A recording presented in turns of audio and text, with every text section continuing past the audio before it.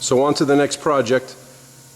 The black 2003 Sport isn't quite ready, but I have to get started on this new one I acquired. It's a 2006 Sport 4-liter 6-cylinder automatic, and it's got 119,000 miles on it. It came with the factory rims like on the spare. I did take them off and put them on my black 2003 just to get it drivable, get a few odds and ends taken care of. I had to road test it, shake it down a bit, and get the interior cleaned. So that's going on now. But the yellow one here, found this a couple weeks ago, and I think I stated this in an earlier video. Was a kid's car at college, I guess. Became the third vehicle for the family, and pretty much maintained well mechanically. You know, new brakes, the shocks are not original, had new tires on it, but cosmetically it's a disaster. No rust on the body, no rust in the frame, but as you can see, took a little hit to the front grille and hood, took a hit to the bumper. Both bumper ends were missing, and I've already pulled out the bumper bolts. It's one of the first times the bumper bolts actually came out on one of my Jeep projects, being a 2006. The rust hasn't set in yet, so it was nice. The bolts came right out. No heat, no braking, no cutting. Worked out well. Got a little dingo on the front fender here. May try to straighten it and body work it rather than replace it. Can't beat the OEM fenders. In the hood's got to go. Big dent on the side.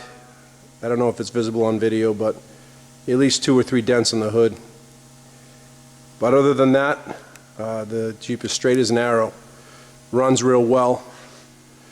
Had a few little things gone. We already replaced the blower resistor for the heater, and as anyone who owns a TJ knows, that happens, or a Chrysler for that matter. So we did that today. Also got a new steering wheel from Chrysler that came in today. Get this thing to focus in a minute. There it is. It's a brand new steering wheel. I'll show you what happened to the old one. The car came with no rugs in the front. That's a bunch of dirt on the floor, no rust on the floors. The carpet must have been wet and tossed previously, but I've got a new carpet kit coming for that. Back seat's perfect. The door straps are broken. Put a new set on a few minutes ago, so that's all set. Took the seats out. Both seats they have cigarette burns in the bottoms, and I think it's too nice to just throw covers on them, so I'm going to take these down to my buddy who owns an upholstery shop and see what he can do with those. Maybe get a similar fabric and just replace the seat bottoms in the middle there. Shouldn't be too expensive. Probably about the price of a couple good seat covers, but I'd rather not have them covered. The reason for the steering wheel is a reason why you don't leave your dog unattended in your car. This car was full of dog hair, dog treats, dog bones, cigarette butts, empty cigarette packs, but looks like the dog had been chewing on the steering wheel for quite some time. So for 120 bucks from Chrysler, that was a no-brainer. Get a new one of those.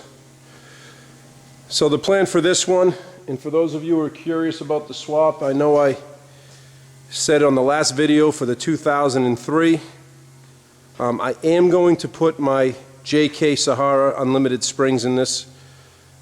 Read a lot of differing opinions online, but I'm going to give it a shot and hopefully get 2.5 to 3 inches of lift out of this, and then we'll get a 32 or 33 inch tire under there, probably a 32. It's pretty strict in Massachusetts about ride height at the bottom edge of the doors. Really no way to cheat that, so I think a 32-inch tire with a 3-inch lift on this would make it right. I've already ordered the bumper ends. They're here now.